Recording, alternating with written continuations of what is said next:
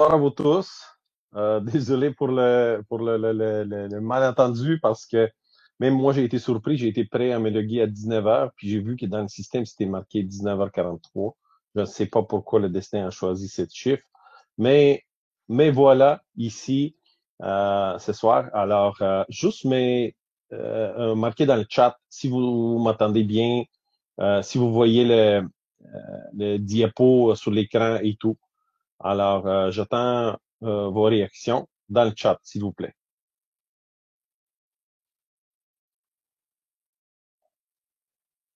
Olivier, il dit, le son est bon, image aussi, parfait, excellent. Est-ce que je peux entendre d'autres personnes aussi? OK, parfait. Tout le monde dit oui. Alors, on est prêt à commencer. Pour ceux qui viennent pour la première fois sur le webinaire, je voulais juste vous dire pourquoi j'ai décidé de faire le webinaire, parce qu'il y a plein de personnes qui me demandent où est-ce qu'on cherche des bons deals. Alors, c'est sûr que la majorité des investisseurs, ils veulent des bons deals, sauf que ils sont pas capables de les trouver. Alors, j'ai décidé de vous faire 5 webinaires gratuits. Chacun porte sur un outil différent. Alors, dans chaque webinaire, on va voir les fonctionnalités et à quoi sert l'outil et comment on peut l'utiliser. Alors, euh, je vais vous demander de noter l'adresse courriel pour me poser toutes vos questions après si vous avez des questions. J'ai changé, normalement, c'est dimitar@imo.coach, mais j'ai des problèmes avec mon courriel, même ma chaîne YouTube que j'ai ouvert avec ce courriel, elle marche plus, tout est buggé. Alors, on essaie de débaguer tout ça. Temporairement, je vous donne l'adresse courriel qui est ici. Vous pouvez m'écrire sur cette adresse que vous voyez en orange en haut. Alors, pour ceux qui ne me connaissent pas, mon nom est Dimitar Lozanov. On m'appelle Dimitar le prospecteur. Je suis prospecteur immobilier, investisseur immobilier, prêteur privé, coach chez Imo Coaching. Alors, qu'est-ce qui m'a déclenché mon amour vers l'immobilier, ma passion? C'était le livre de Père riche, Père pauvre de Robert Kiyosaki. Je ne sais pas si vous l'avez lu, mais ceux qui n'ont pas lu, je vous invite fortement de lire ce livre. C'est très, très, très inspirant et ça a changé carrément ma vie et tout. Je vois qu'il y a des gens, parfait, vous l'avez lu, je vois qu'il y a des gens qui répondent. Alors, je vais vous expliquer un petit peu c'est quoi Imo Coaching.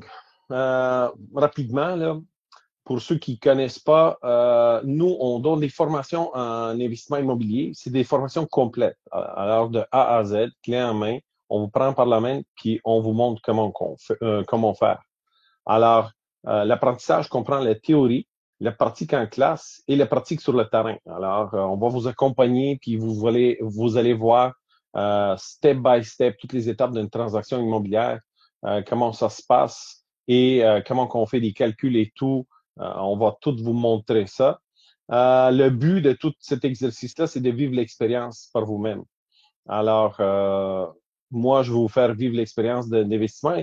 J'ai remarqué qu'il y a plein de formations sur l'immobilier, mais enfin, quand la formation, le coaching finit, mais les étudiants sont déçus parce que là, ils sont pas capables de passer en action. Pourquoi? Parce que ils savent pas par où commencer. Ils n'ont pas l'équipe, ils n'ont pas le réseau, ils ont des connaissances, mais juste théoriques. Fait que ça leur prend quelqu'un qui va les prendre par la main et leur montrer comment ça marche.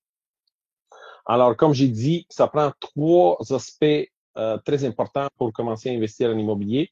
C'est les connaissances, c'est l'équipe et c'est le réseau. Et nous, on va vous donner les trois. On va vous donner les connaissances, on va vous donner l'équipe et on va vous donner notre réseau. L'équipe, c'est, si vous vous posez les questions, ça, c'est tous les professionnels qui viennent, les courtiers hypothécaires, courtiers immobiliers, les avocats, les fiscalistes, les notaires, tout le monde qui est impliqué dans les transactions immobilières, vous allez avoir accès à notre équipe. Et en plus, on vous apprend à chercher, à faire de la prospection immobilière. Alors, vous allez apprendre comment et où trouver des opportunités, comment les analyser, quoi faire avec vos opportunités. Alors, vous trouvez, mettons, une maison unifamiliale. Est-ce que cette maison est bonne pour un flip? Est-ce que c'est bon pour un achat-rachat? Est-ce que on peut y faire un prêt privé? Est-ce qu'on peut le référer à notre courtier immobilier? Alors, il faut savoir, c'est quoi les facteurs et qu'est-ce qu'on peut faire avec cette propriété-là. Comment conclure des ententes et réaliser des projets. Alors, comment négocier, comment s'asseoir à la table, comment amener les projets avec les clients et tout. On va apprendre les multilogements, les calculs, les plex aussi, savoir moi, mon but, c'est que mes étudiants, quand ils voient un deal, ils sont capables de le reconnaître. Ils vont savoir rapidement comment faire des calculs et savoir, OK, oui, ça c'est un bon deal, non, ça c'est pas un bon deal. Ah, OK, le prix que je dois donner, ça doit ressembler à peu près à ça. Fait que ça va vous donner des bons indices. Alors, on apprend le tout. On apprend les flips, on apprend location-achat et sous toutes ses formes. Les flips aussi, il y a plusieurs formes de flips, alors on va tout apprendre. On va apprendre le prêt privé, alors on va avoir une formation juste sur le prêt privé. Puis aussi, on donne la chance aux gens qui veulent partir en prêt privé, de faire des prêts privés. Souvent, nos étudiants, ils disent, OK, ben, j'ai un peu d'argent, j'aimerais ça essayer, voir comment ça marche le prêt privé. Alors, on les embarque avec nous, puis on aide d'autres étudiants à faire des achats. On leur prête de l'argent, puis tout le monde apprend là-dedans. Alors, stratégie d'acquisition, on va vous apprendre les différentes stratégies d'acquisition. On va vous apprendre la fiscalité, on va vous apprendre les côtés légaux, côté fiscal des choses. On a des fiscalistes qui sont enseignants chez nous. On va vous apprendre la communication et négociation, langage verbal, non verbal, l'utilisation des mots et tout. On va vous apprendre les dossiers de crédit aussi parce que c'est très important de connaître c'est quoi le problème majeur des gens, pourquoi les dossiers de crédit est affecté et tout. Alors, vous allez apprendre tout ce qui concerne les dossiers de crédit. Vous allez apprendre aussi le mécanisme de reprise bancaire parce que quand vous vous impliquez dans une transaction qui est une reprise bancaire, il faut savoir à quel moment qu'on peut s'intégrer dans la transaction et jusqu'à quand on peut profiter pour faire une transaction parce que il y a des délais légaux, il y a plein c'est tout un processus. Il faut savoir, souvent les gens ils pensent que c'est une préavis d'exercice, un avis de 60 jours qu'on appelle en jargon.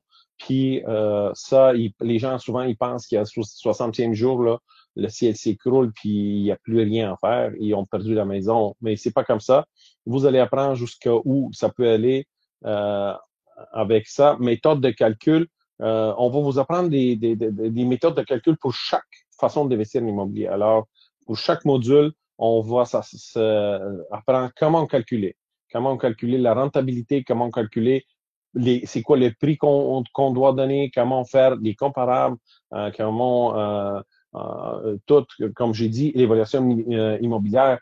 Ici aussi, on va apprendre comment calculer les comparables dans ce qui se trouve à proximité, comment on prend le nombre de pieds carrés de terrain versus le nombre de pieds carrés de maison versus le nombre de chambres à coucher, etc., etc. Fait que, on va vous montrer comment font les évaluateurs pour faire des évaluations. On va vous montrer aussi l'inspection immobilière. On va voir c'est quoi les composantes d'une maison, puis comment on inspecte une maison pour voir c'est quoi les risques. On va vous montrer aussi comment estimer les travaux, c'est quoi les travaux et tout, comment calculer si vous décidez de faire un flip. Et vous allez devenir, puis vous allez souvent travailler avec des clients et tout, et vous allez être capable d'être spécialiste en plusieurs sphères, comme j'ai dit, les dossiers de crédit, la fiscalité, les mécanismes de reprise bancaire et tout. Alors, quand vous rencontrez vos clients, bien, vous pouvez même les suggérer et référer des spécialistes de notre réseau. Alors, vous bénéficiez de 14 semaines de 4 heures de formation, fait que c'est des modules de 4 heures. C'est réparti sur 14 semaines, une fois par 2 semaines. On a un 6 heures de sortie des flips. Un samedi, on va sortir, puis on va faire plusieurs reprises bancaires, des maisons qui sont vides avec une courtier, bien sûr. et on va faire l'inspection, l'évaluation et tout sur le terrain. Sortie prospection, 6 heures aussi, on va se prendre dans l'auto, on va aller visiter des maisons qui sont en avis de 60 jours, un préavis d'exercice, et on va solliciter des gens, on va leur expliquer c'est quoi nos programmes et tout, comment on peut les aider, etc. Il y a 2 heures de coaching personnalisé. Alors, vous disposez de 12 heures qui vous appartient à vous. Vous pouvez les prendre en bloc de 1, 2, 3 ou 4 heures maximum. Alors, vous pouvez booker jusqu'à 4 heures avec moi, puis s'asseoir et travailler sur un projet et, pour déterminer si le projet est rentable ou non. Il y a 14 heures pour répondre à toutes vos questions. Alors, on a des webinaires comme ça après chaque module qu'on passe à l'école, on répond à toutes vos questions par Internet comme ça pour le bénéfice de tout le monde en mode webinaire. Les formations sont enregistrées et vous allez avoir accès pour les révisionner. Alors, si vous manquez une formation ou si vous vous rappelez pas de quelque chose, vous pouvez aller puis voir l'enregistrement qui vous allez avoir accès tout le temps. Alors, au titre de recherche, pourquoi j'ai décidé justement, mais comme j'ai dit au début, c'était que les gens ils savent pas où chercher les bonnes opportunités. Alors, dans cette suite de 5 webinaires gratuits, ben, je vous présente les outils de recherche. L'objectif, c'est de se familiariser avec les outils de recherche disponibles. On va voir le registre foncier, on l'a déjà vu d'ailleurs. On a vu la dernière fois Infolo. Et aujourd'hui, c'est le temps de voir JLR. JLR, il nous reste à voir mon prospecteur et nos ministres. Alors, l'outil JLR. C'est quoi l'outil JLR? Est-ce qu'il y en a parmi vous qui connaissent l'outil JLR? Je vous donne quelques secondes à répondre des questions. Ceux qui sont en mode tablette ou téléphone cellulaire, ils ne seront pas capables de répondre parce qu'ils ont un décalage de 15-20 secondes sur alors ils peuvent le temps qu'ils vont entendre la question, le temps qu'ils vont répondre, on va être déjà très loin, mais vous allez recevoir la reprise après la fin du webinaire, vous pouvez le revoir et me poser des questions sur le courriel que je vous ai donné. Alors, oui, il y a plusieurs parmi vous qui connaissent, ils disent connaître. Parfait. Alors, quand vous tombez sur JLR, vous tapez JLR sur Google, vous allez tomber sur cette page-là. Où ce qui c'est la flèche rouge, vous devez rentrer votre section membre, votre nom et le mot de passe. Comme vous voyez, moi, j'ai une compte Immo Coaching Carrefour Immobilier. C'est le nom qu'on utilise pour les abonnements. Alors, quand on clique, quand on rentre nos données, on va tomber sur une page qui ressemble à ça ici. Alors, c'est une tableau de bord. Ça dit, vous pouvez voir les affaires qui sont liées à votre compte. Par exemple, le profil, les transactions que vous avez faites, les secteurs que vous avez déterminés, les documents que vous avez générés, les tarifs, gestion de courriel et voir les forfaits. Aussi, le sommaire mensuel, qu'est-ce que vous avez fait, vous facturez tout, propriété qui sont consultées, transactions consultées, etc., etc. Fait que vous voyez sur combien vous avez droit à combien. Vous pouvez aussi voir les nouvelles sur l'immobilier. Alors, JLR, souvent, ils sortent des rapports sur le marché immobilier. Il y a aussi une boîte d'outils, guide d'utilisation, en conversion de mesures secteur versus ville. C'est quoi? Il y a aussi un blog. Et comme vous pouvez voir, ben, il y a des différents boutons à gauche qu'on va passer à travers bientôt. Alors, première chose, on va voir les forfaits. Les forfaits, moi, je suis pas payé pour JLR, mais juste pour votre curiosité, je suis allé voir sont rendus où les prix présentement. Alors, sur JLR, vous avez à la carte, forfait que vous pouvez payer par utilisation. Alors, si vous voulez voir le profil d'une propriété, ça va vous coûter 20 dollars. Si vous voulez faire une transaction, c'est 5 dollars et une évaluation automatisée. Je vous ai sorti une évaluation automatisée aussi pour voir c'est quoi. Ben, ça vous coûte 50 dollars. Radar limité. Le radar, c'est une information selon un secteur. Vous allez voir c'est quoi.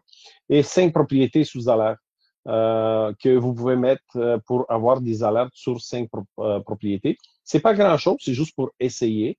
Bien sûr, ils vont vous amener à payer des montants plus importants. Il y a le forfait pro, expert et premium. Aussi, il y a les en haut, là, complètement, vous voyez, nous, on est dans les forfaits réguliers. Il y a des forfaits pour les membres OASIC et membres Corpic. Alors, probablement, ils ont des forfaits plus intéressants parce qu'ils s'en servent souvent. Alors, vous voyez que le forfait pro, ici, là, on voit que si on veut analyser une propriété au complet, là, on a 20 dollars plus, mettons, 5 dollars plus 50, ça tombe à peu près à 75 dollars pour voir une propriété. Puis il fait l'analyse complète. Ici, dans le forfait pro, ben, on voit que ça nous coûte à peu près 10 profils de propriété de 40 dollars. Ça nous coûte 4 dollars par profil. 15 transactions, 40 dollars l'évaluation automatisée et radar immobilier, vous l'avez complètement, et etc. Puis, si vous voulez sortir une liste de propriétés, ben, 50 sous par propriété listée. Alors, si vous voulez, tantôt, on va voir comment on sort les listes et les étiquettes. Si on veut envoyer, par exemple, sur un rue au complète, là, on veut envoyer des lettres, mais ça va me sortir les adresses et les noms de tout le monde sur des collants et on peut juste les imprimer puis les mettre euh, sur les enveloppes. Mais ça, c'est plus pour les courtiers.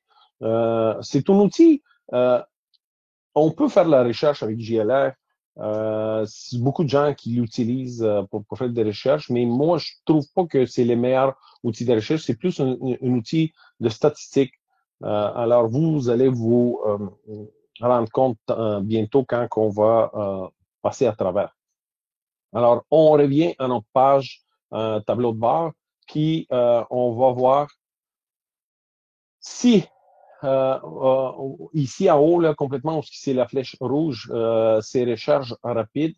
Alors, on peut taper directement le numéro civique et le nom de rue et ça va nous sortir une adresse. On peut faire aussi passer par un autre chemin, profil d'une propriété. Alors, si on cherche une propriété, on peut cliquer là et ça nous amène dans la recherche rapide d'une propriété ou recherche avancée. À la recherche avancée, si on clique ici, il y a un menu déroulant qui nous dit qu'on peut faire des recherches par adresse, par code postal, par lot rénové, lot d'origine et numéro de transaction. Alors, si vous connaissez les numéros de transaction, mettons, on va faire la recherche rapide. On rentre une propriété. Ça, c'est une propriété où ce qu'on a, on a fait une transaction sur cette propriété-là. Alors, je l'ai choisi comme exemple. On voit que quand on clique sur cette adresse-là, ça nous sort deux propriétés qui correspondent à notre recherche, mais une propriété, c'est une duplex qui se trouve à Sainte-Agathe-des-Monts. Alors, ça ne nous intéresse pas. Et le deuxième, c'est la propriété que nous, on vise, c'est Saint-Hubert. Alors, il va faire une recherche complète pour vous donner toutes les propriétés qui correspondent à ce numéro de rue, nom et numéro de civique. Alors, vous voyez qu'il y a le nombre de transactions, 18 transactions sur cette propriété, tandis qu'il y a une transaction sur l'autre propriété, fait que ça bouge. Ça veut dire qu'il y a beaucoup d'inscriptions sur le registre foncier sur la propriété. Aussi, on voit que l'évaluation municipale date de 2019-2021, fait que c'est assez récent quand on va voir les données. On a aussi une photo de la propriété qui est important. Sur la propriété en haut, on n'a pas de photo. Et aussi, on peut faire un rapport EVIA. Alors, le rapport EVIA, je vous ai sorti un rapport EVIA, je vais vous le montrer vers la fin de la présentation. Vous allez voir c'est quoi les rapports. Alors, si on clique sur l'adresse puis on choisit cette propriété-là, ça va nous dire qu'on doit confirmer. Il nous reste 9 propriétés parce que j'avais pris à cette époque-là un forfait de 10 qui comprend 10 propriétés. Il m'a dit, est-ce que tu acceptes? Ils vont te rester 9 propriétés jusqu'au 19 septembre 2019. Et je peux cliquer sur confirmer ou voir les forfaits et choisir un forfait supérieur s'il ne me reste plus des propriétés à consulter. Alors, voilà, quand on clique j'accepte, on tombe sur le rapport profil de propriété et on voit la photo de la propriété. Aussi, qu'est-ce qu'on voit? On voit la map, on voit où est-ce que la propriété est située par rapport aux autres rues, les parcs, etc. Alors, on voit aussi la description de l'eau, le cadastre de Québec, qu'on voit le numéro en haut, on voit que c'est une unifamiliale, un logement, un zonage agricole non détaché, un étage, etc. Année de construction 56, dimension de l'eau, ça c'est erroné, 15,24 fois 0 mètre, ça donne 0. Mais il nous donne la superficie de l'eau 492,4 mètres carrés et R à l'étage 100 mètres carrés, 100,7 mètres carrés. Alors, ça nous donne ça nous donne quand même un bon idée, c'est quoi la grandeur de la maison. On voit que les propriétés, toutes les transactions qui sont passées sur la propriété, non, ça c'est les propriétaires. Les propriétaires, les transactions sont en bas. Ici, on voit toutes les transactions qui sont passées sur la propriété et l'évaluation comment la base d'imposition fait que vous voyez qu'en 2019, c'était 229 700. Après ça, ça a monté, il y a eu un achat 241, etc. Fait que vous voyez comment ça a évolué. Ça vous donne tous les détails sur les transactions qui sont passées sur la propriété. Après ça, on saute un bouton parce qu'on va revenir à la fin, à la recherche de transactions, et on s'en va sur les outils de prospection. Alors, ce qui nous intéresse, c'est comment faire des recherches, critères de recherche. Alors, on peut faire des recherches par l'adresse. Quand on clique sur le bouton où c'est la flèche rouge adresse, vous allez marquer l'adresse et vous pouvez marquer des numéros civiques entre tel numéro et tel numéro. Moi, je n'ai mis deux numéros comme ça, juste pour voir ce que ça va donner. Et en bas, vous pouvez voir et sélectionner si vous voulez acheter un produit. Alors, vous pouvez imprimer une liste de prospection qui coûte, ça va vous dire les propriétés, les propriétaires et tout, qui vous coûte 50 sous par adresse. Liste d'étiquettes, si vous voulez envoyer des lettres, c'est 50 sous par adresse. Ou si vous prenez les combos, les deux ensemble, au lieu de vous charger $1 par adresse, ils vont vous charger 70 sous par adresse. Alors, voilà les étiquettes, à quoi ça ressemble. Fait que quand vous imprimez une feuille d'étiquette, ça va vous imprimer les étiquettes pour vous pouvez mettre la rue au complet, là, de tel numéro à tel numéro, ça va vous imprimer toutes les étiquettes. Et ces étiquettes-là, vous pouvez les mettre sur vos enveloppes et envoyer des lettres à quasiment toutes les gens de la rue. Aussi, ça vous donne un rapport des propriétés avec les propriétaires que je vous ai donné juste la première page. Vous voyez les propriétés 1554 rue Murray, 1562, 1570 et après ça, il y a d'autres.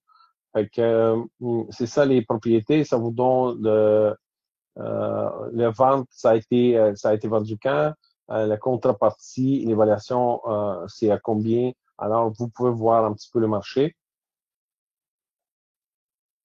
Si vous faites une recherche par RTA, RTA, c'est vraiment le code postal. Si vous cliquez ici, ben, vous mettez le code que vous cherchez, vous cliquez sur rechercher et ça vous sort le zonage de tous les codes postaux à Montréal et autour de Montréal, que vous pouvez voir dans quelle zone de code postal vous vous trouvez et où est-ce que vous faites votre recherche. Ou vous pouvez faire, bien sûr, une recherche par ville. Ville Saint-Hubert, par exemple, puis vous faites la recherche, ça va vous donner tout ce qui se trouve dans la ville Saint-Hubert.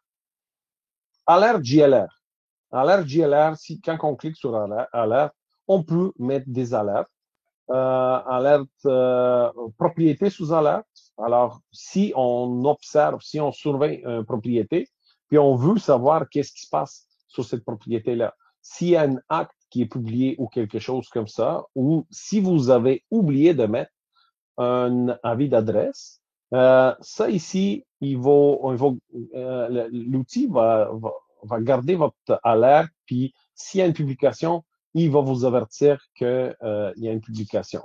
Alors, ceux qui ont regardé la première présentation sur le registre foncier, ils savent que quand on est prêteur privé ou quand on est la banque ou quelqu'un qui a des intérêts dans une maison, il faut mettre sur le registre foncier, il faut publier un avis d'adresse.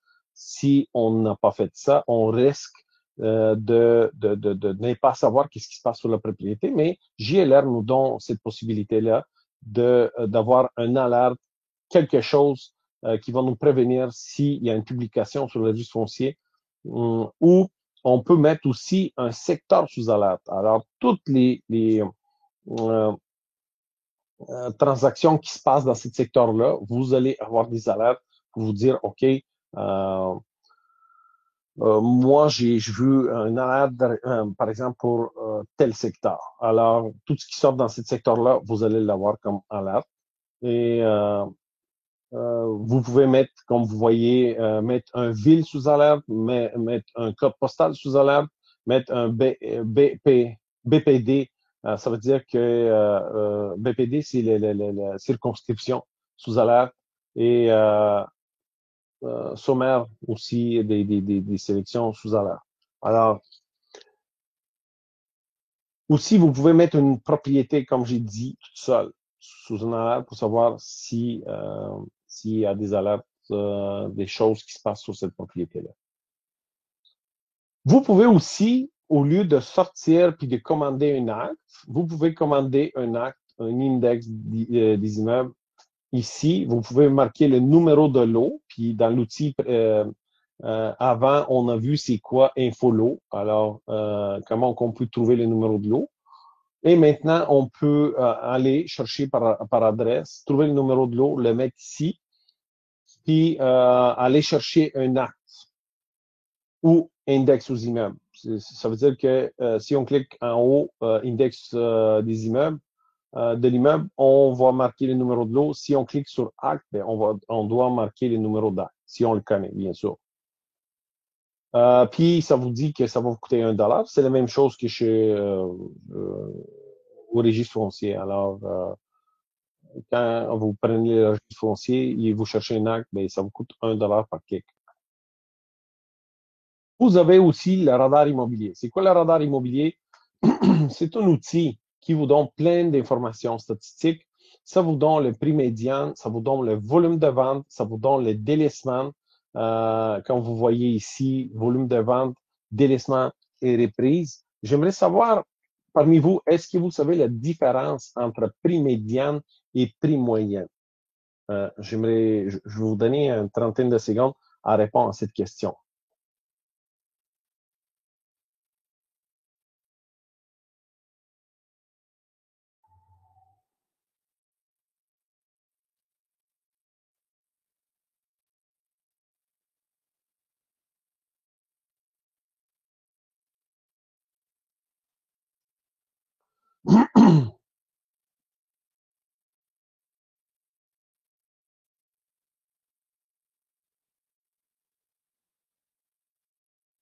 Raouf, il dit, Dimitar, est-ce qu'on a le droit d'appeler un des propriétaires en utilisant le 411. Oui, si leur numéro Raouf est sur 411, tu peux toujours, il n'y a personne qui va te dire que tu ne peux pas appeler quelqu'un. OK.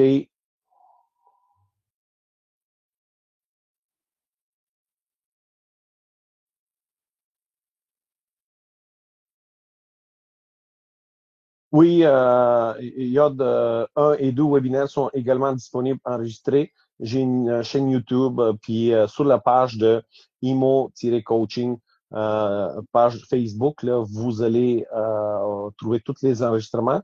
Et aussi, ce soir, quand le webinaire finit, c'est pour ça que c'est important de s'inscrire à chaque webinaire parce que après quand on va finir le webinaire, vous allez recevoir un courriel qui vous donne lien à révisionner le webinaire. OK. Moyenne égale moyenne.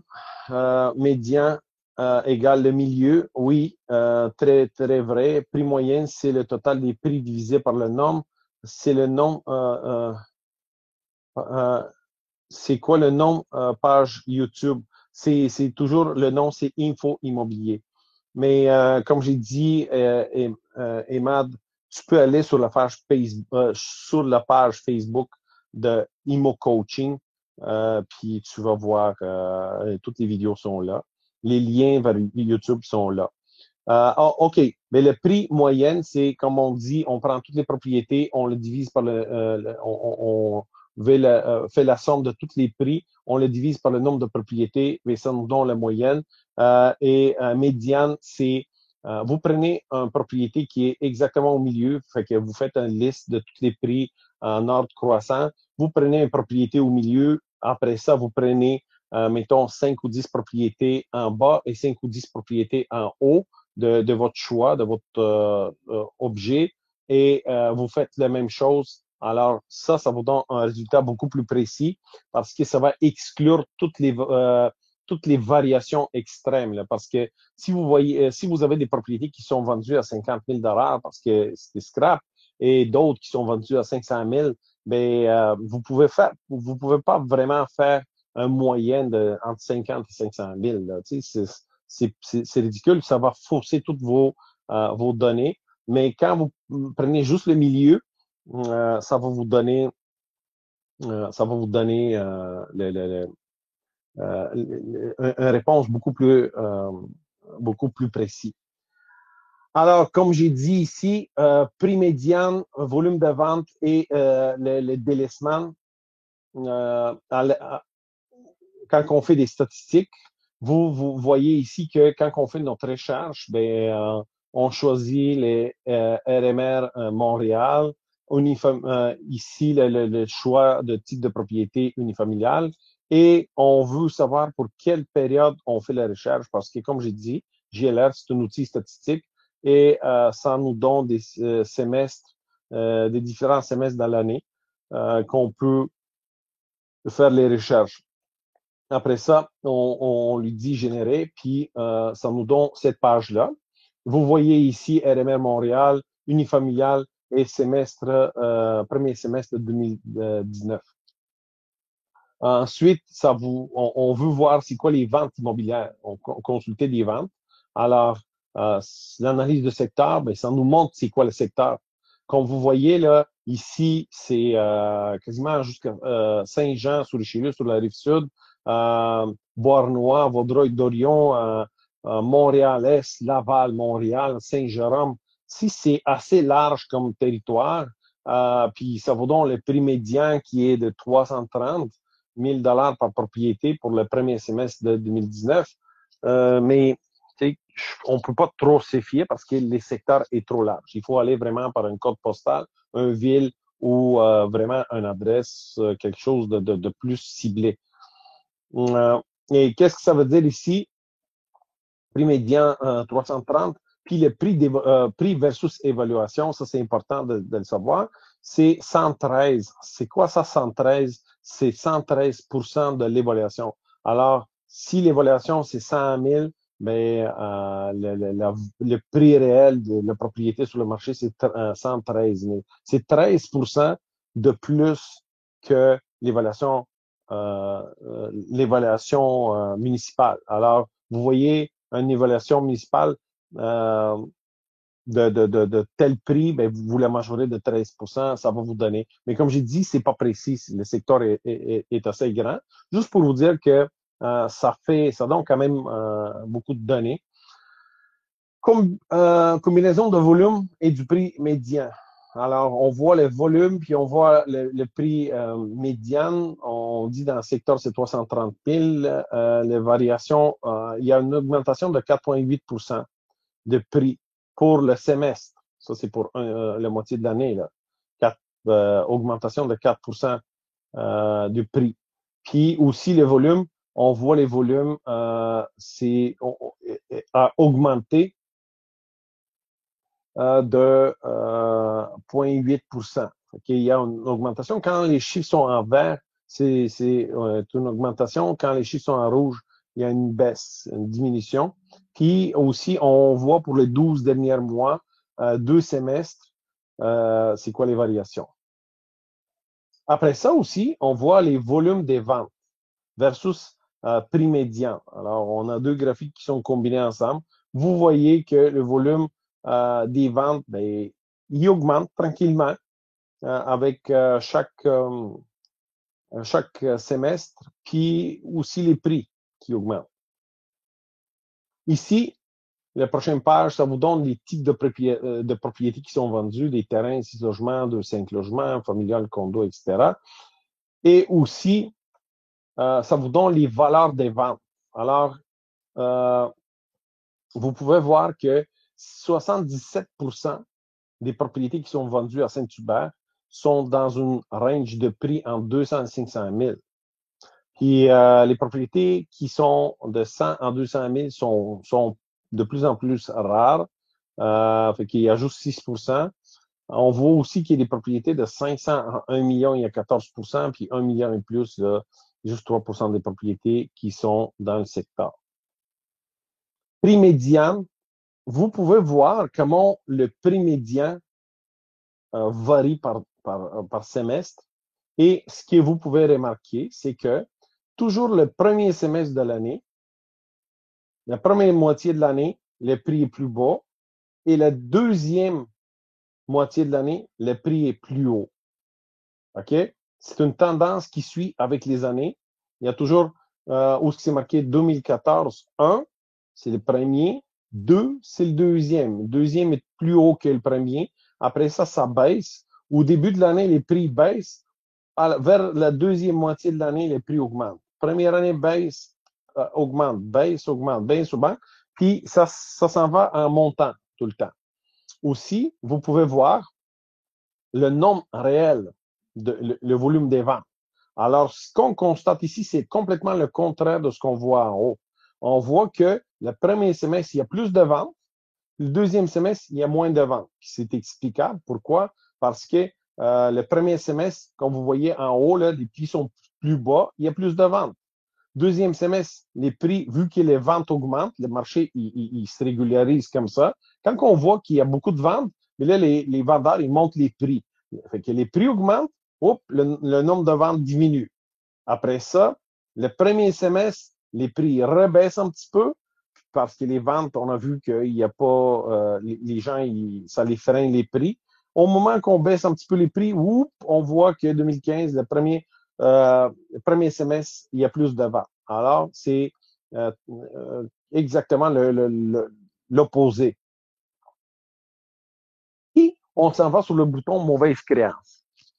Mauvaise créance, on clique ici, ça nous donne le secteur, c'est le même secteur qu'on vous pouvez voir. Nombre de mauvaises créances selon le type de trimestre. Alors, on voit que le premier trimestre, prévu d'exercice 693, puis ça, c'est mensuel, en moyenne, moyenne mensuelle, et délaissement 112. OK?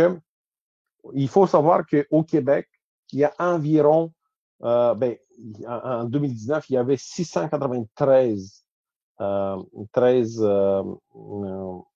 prévis d'exercice en moyenne par mois. Il y en a environ 8 000 prévis d'exercice par année.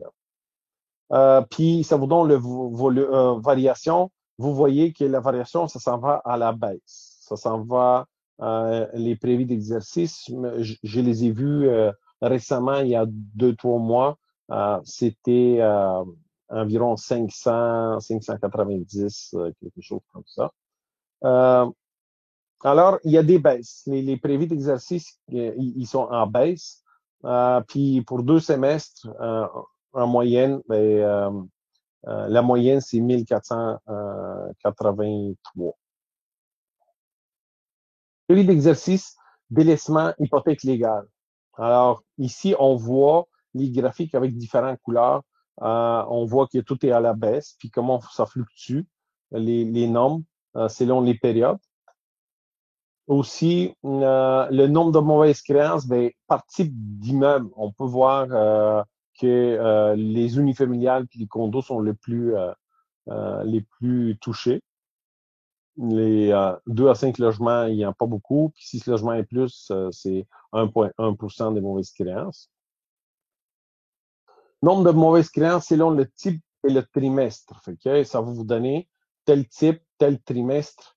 Il y en a tant, chaque trimestre, comment ça varie.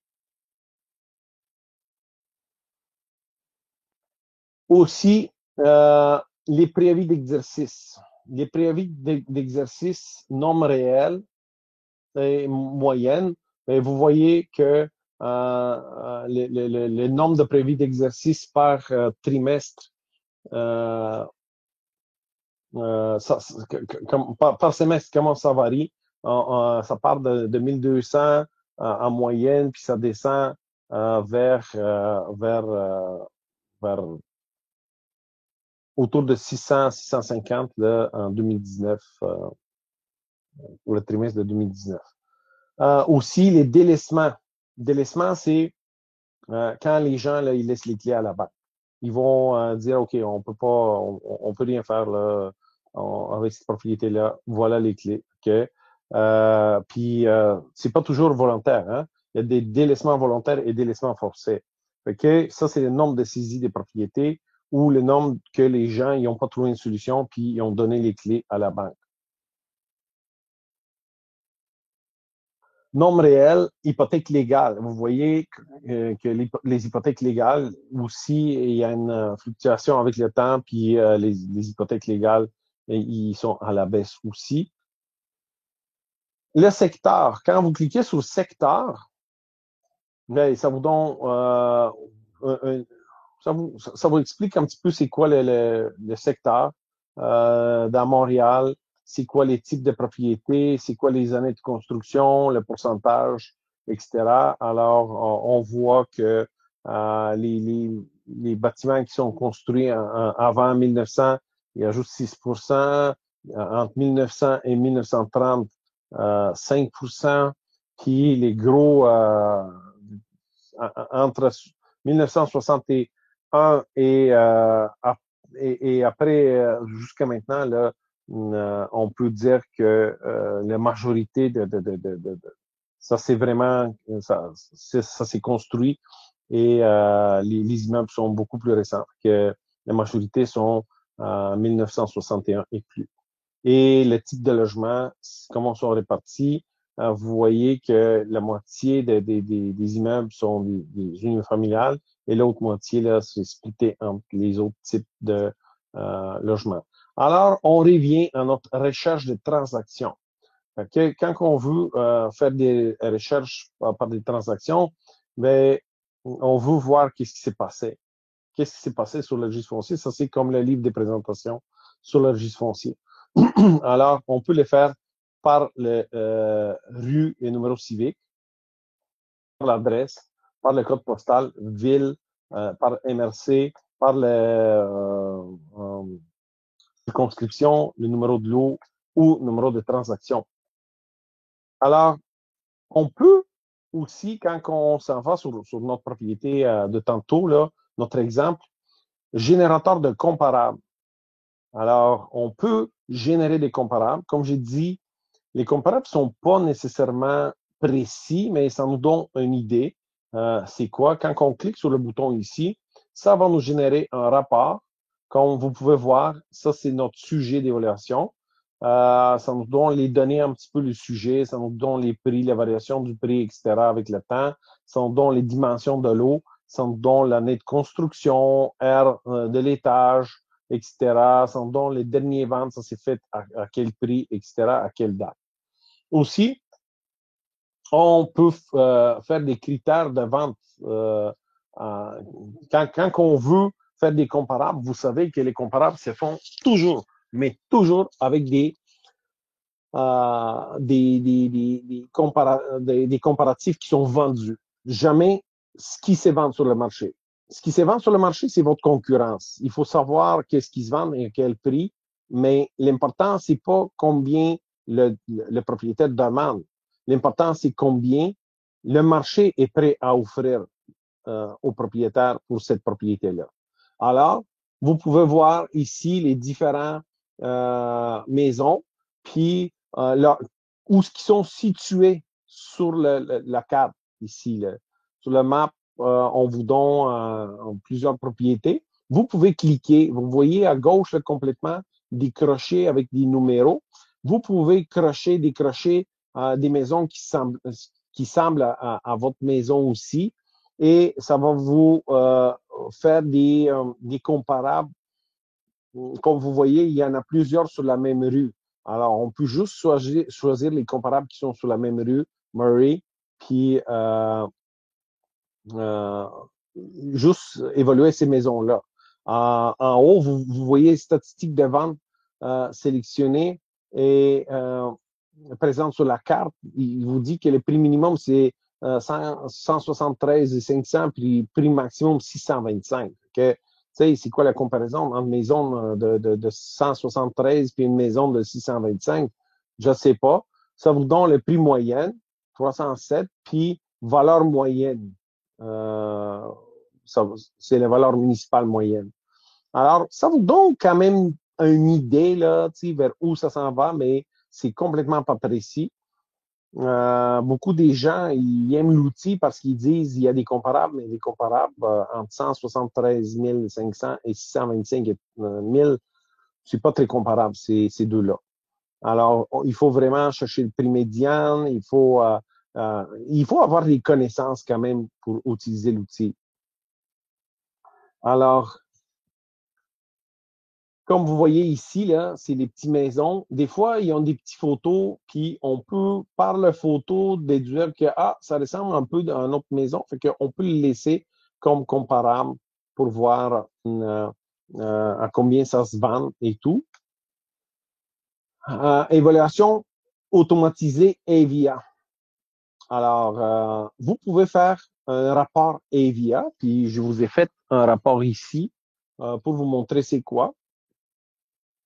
À quoi ça ressemble un rapport? Parce que, si un rapport, ça coûte, si vous êtes en forfait gratuit, 50 40 30 puis ça peut, si vous payez 100 et 160 par mois, 116 je pense, par mois, et plus, ben, c'est 20 le rapport EVIA. Alors, le rapport EVIA, ça vous donne, ça vous donne un rapport en plusieurs pages. Ça vous donne, c'est quoi la ville, prix médian dans la ville, 320, région 016, ça vous donne le prix médian par région, par ville, puis par province. C'est quoi? La variation, c'est de combien? Est-ce que ça augmente? Vous voyez que la ville de Saint-Hubert, ça augmente, le prix médian augmente de 6% par semestre. Nombre de ventes, 886. Variation, augmentation de 7%, le nombre de ventes. Alors, ça vous donne une idée un petit peu du marché. L'écart type moyen de rapport au prix de vente estimé, 11,7% plus ou moins. Ça vous donne plein de statistiques. Plein de statistiques. Vous voyez en haut, là, ça dit que le rapport a été généré pour moi, Dimitar Lazanov. préparé le 21 de 8 2019 pour telle et telle adresse. Deuxième page, ça vous donne aussi la photo, ça vous donne les descriptions physiques, les catégories, construction, numéro de lot, etc. Ça vous donne les augmentations d'évaluation municipale 2001 jusqu'à 2005. La propriété, là, l'évaluation municipale, c'était 67 $1000. Puis vous voyez, en 2000, 20 ans plus tard, là, 2001 jusqu'à 2020, c'est rendu à 241. Que, euh, c'est 4 fois, quasiment 4 fois la valeur en 20 ans, augmentation. Ben, comme si vous avez écouté un petit peu j'ai fait un webinaire sur les investissements immobiliers accessibles à tous. Je vous ai expliqué un petit peu c'est quoi la valeur. C'est plus la perte d'argent. La perte de valeur de l'argent. C'est pas la maison, là. Si on n'a pas mis un clou dans la maison, c'est sûr et certain que la maison ne peut pas prendre la valeur. Sauf que, vu que l'argent perd de sa valeur, ça prend plus d'argent pour acheter la même chose. C'est ça. Vous voyez que l'argent a perdu 4 fois sa valeur euh, ici. Ça vous donne aussi les comparables, les transactions qui sont faites dans le secteur. Puis ça vous donne aussi euh, combien la superficie de terrain, ça vous donne le terrain, l'immeuble, combien ça coûte, l'évaluation municipale, combien ça coûte, puis ça vous donne combien ça a été vendu. Comme par exemple le premier, là, ça donne 241 et 100. L'évaluation municipale, ça s'est vendu à 293.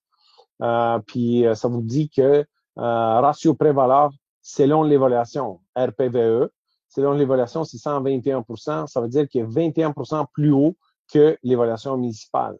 Le deuxième, c'est 14%. Troisième, ils n'ont pas de données. Je ne sais pas pourquoi ils l'ont marqué RPVE. Probablement parce que la maison, vous voyez, ça a été évalué à 164 400, puis ça s'est vendu 235. Ils n'ont pas donné des données, je ne sais pas pourquoi. Alors aussi, ça vous donne un rapport parce que Evia a choisi des propriétés qui ressemblent aux votre propriété. Puis il vous dit, OK, j'ai choisi telle et telle propriété. Voilà où ils sont situés, propriété 1, propriété 2, propriété 3, propriété 4, que vous pouvez voir environ où se trouvent vos comparables.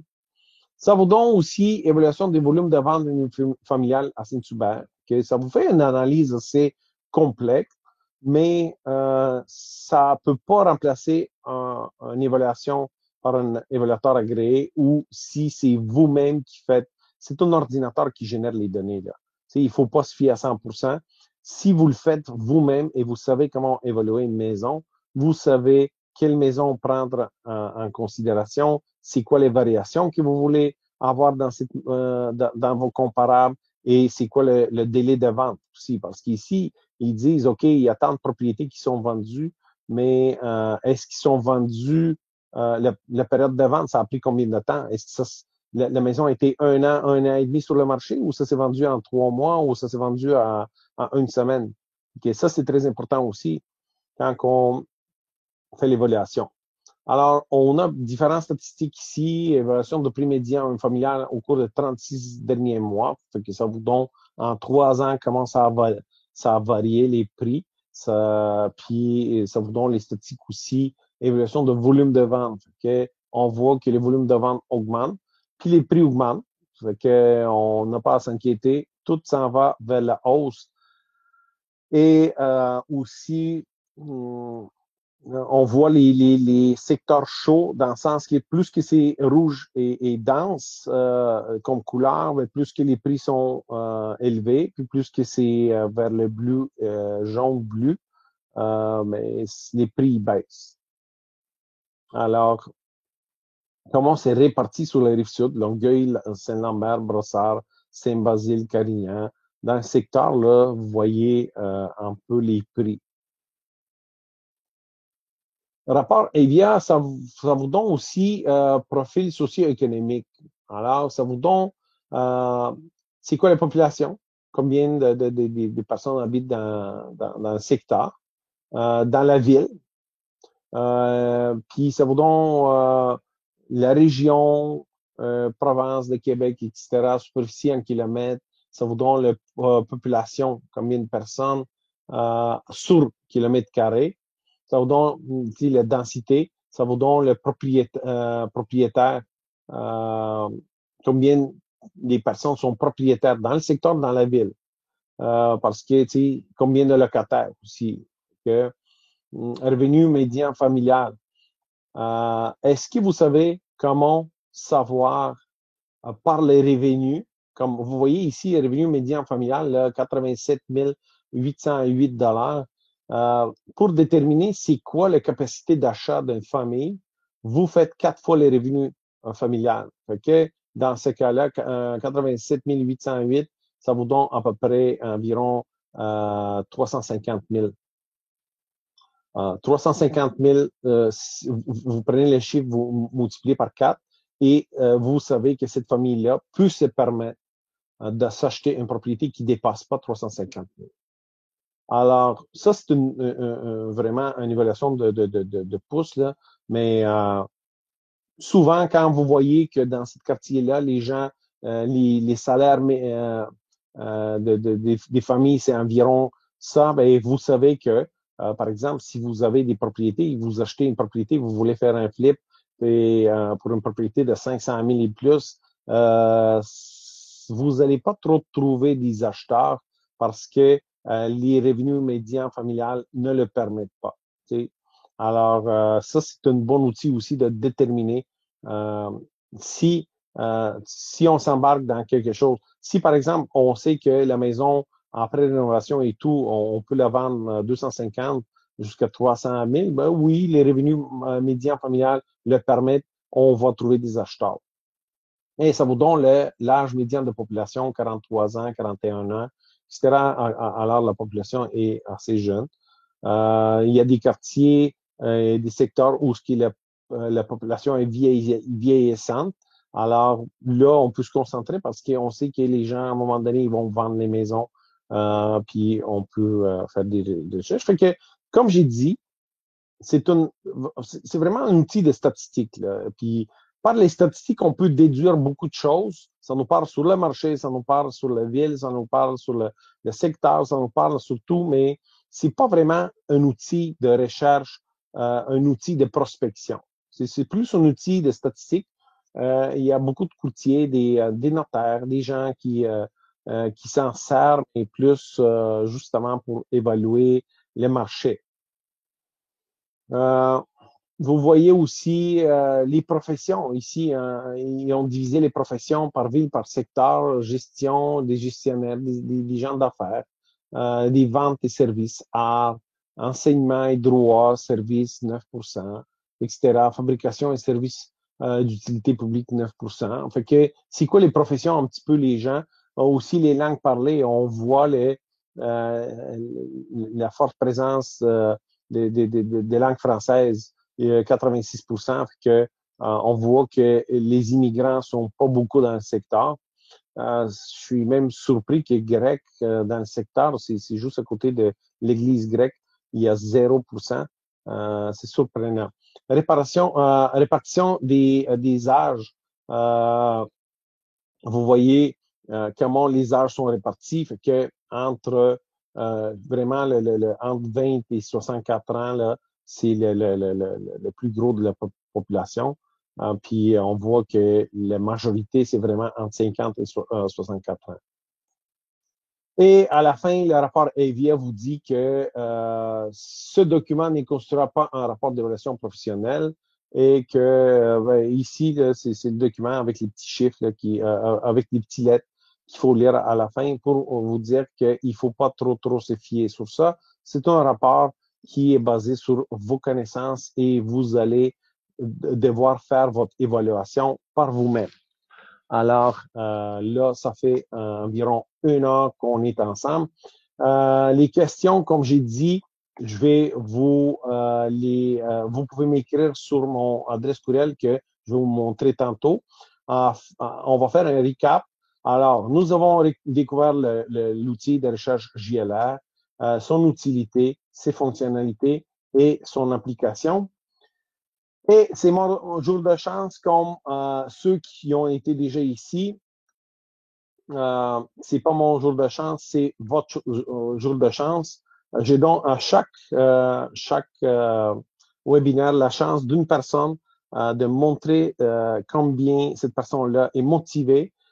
Puis j'ai donc à cette personne-là l'opportunité unique d'assister à un module, une formation de 4 heures en classe, gratuit sur un des modules que je vais choisir. Et juste pour vous, si vous voulez me contacter, imob6@gmail.com. C'est une adresse qui est temporaire. La prochaine fois, si tout est réglé, ben, je vais vous redonner mon adresse ordinaire. Alors, vous pouvez m'écrire sur cette adresse-là. Je vais le laisser un peu sur l'écran, mais de toute façon, vous allez la voir, cette adresse, à la reprise que vous allez recevoir dans votre courriel à la fin du webinaire. Alors, je vais prendre peut-être juste une petite minute. Là, ça fait exactement 1 heure qu'on est ensemble. Je vais prendre une petite minute pour lire vos questions. Est-ce que l'outil calcule l'équité et le ratio prix-valeur pour une propriété dignitaire? Non, il ne calcule pas l'équité, il vous donne juste le ratio prix-valeur. Non, ratio prix-valeur, je pense pas. Il vous donne juste le ratio entre la vente de la maison, le prix de vente et l'évaluation municipale, mais ça ne vous calcule pas votre ratio prix-valeur. Ça, il faut faire des recherches, il faut lire l'acte. Mettons, si c'est un avis de 60 jours, souvent le défaut est décrit, fait qu'il dit combien d'argent qu'il doit. Puis par l'évaluation municipale et les comparables, on peut voir c'est quoi le marché. On peut faire la déduction, mais c'est beaucoup de travail. Il faut calculer. Il faut se mettre et calculer. Il faut avoir les connaissances pour le faire. Je vais vous quitter car ma connexion est très mauvaise. OK, Daniel dit, ça me surprendrait que le comparatif est pertinent. Ben, Raouf, les vrais comparables, c'est très important pour connaître le marché, qu'est-ce qui se vend. Mais comme on voit ici, ça c'est juste un guideline. C'est pas vraiment les vrais comparables. Oui, et l'écart est trop grand. Quelle est la différence entre le montant et contrepartie dans la section historique des 5 dernières transactions? Montant, c'est qu'est-ce qui était demandé, puis contrepartie, qu'est-ce qu'ils ont payé. Et c'est ça la différence. Nicolas, OK, bonne question. Est-ce qu'il y a un moyen de savoir le solde de l'hypothèque d'une propriété avec cet outil-là? Juste si vous lisez l'acte de préavis d'exercice, mais sinon, vous pouvez pas, il faut le déduire. Si vous sortez une hypothèque, souvent dans l'acte hypothécaire, c'est marqué que le prix d'achat a été tel et tel. Il faut faire attention au prix, aux hypothèques parapluies parce qu'ils mettent un 20-25% de plus. Fait que quand vous lisez l'acte, il faut comprendre l'acte et il faut déduire ou dire, OK, ils ont mis une hypothèque parapluie de 25%, fait que je prends ça, j'enlève 25%, c'est ça le financement, à tel taux d'intérêt, et là, vous commencez à calculer. C'est des calculs. Il faut savoir, il faut avoir des connaissances pour le faire. Est-ce qu'il y a un moyen de savoir, OK, le solde hypothécaire? On voit que JLR utilise dans les rapports de données d'Equifax. Oui, JLR et Equifax sont associés. Soirée. OK. Nicolas Bay, est-ce bon pour trouver les successions? Oui, Mathieu, tu peux mettre des successions. Mais écoutez, la semaine prochaine, là, je vais vous donner c'est ça. Ali dit, ça accorde pas mon prospecteur. C'est sûr et certain que ça accorde pas mon prospecteur. Moi aussi, je préfère vraiment là, utiliser mon prospecteur. La semaine prochaine, jeudi, suivez-moi sur la page Facebook Imo Coaching et vous allez voir la publication pour le prochain webinaire. Il va être jeudi prochain à 19h comme toutes les autres. Aujourd'hui, c'était exceptionnel, 19h43. Mais le prochain, je vous attends On va se voir là-bas. Puis c'est là qu'on va découvrir les fonctionnalités et comment on peut utiliser mon prospecteur. Et j'ai hâte de vous montrer le dernier outil après, qui va être probablement dimanche la semaine prochaine, qui parle de l'outil Nominis, que je suis certain que une grande partie de vous ne le connaissent pas. Alors, on se voit la semaine prochaine, jeudi, vers 19h. Suivez-moi sur la page Facebook de Imo Coaching et vous allez voir l'événement apparaître là-bas. Et n'oubliez pas surtout de vous inscrire. C'est très important de vous inscrire sur le webinaire parce que sinon, vous n'allez pas recevoir l'alerte quand ça va commencer, etc. Vous connaissez déjà le principe. Alors, je vous souhaite une très, très, très belle soirée. Merci encore une fois d'être venu ici. J'aime ça, les gens qui aiment apprendre, et moi, ça me stimule de vous donner de plus et plus et plus. Et ceux qui s'intéressent à notre programme de coaching, c'est vraiment un programme complet et je vous jure que vous allez apprendre énormément. Mes étudiants, je parti d'un groupe de 8, parce que je parle des petits groupes, 8 à 10 personnes. J'ai parti un groupe de 8, il y en a 4 qui sont en transaction présentement. On est à 5e semaine de notre coaching de 14 semaines. Alors, si vous voulez vraiment passer en action puis apprendre vraiment sur l'immobilier, je vous invite à me contacter. Je vais vous expliquer comment ça marche la formation et ceux qui s'intéressent à la prochaine formation commence le 12 mai. Alors, on se voit, on s'écrit sur mon adresse courriel imob6@gmail.com. Alors, bonne soirée à vous tous. Bye bye.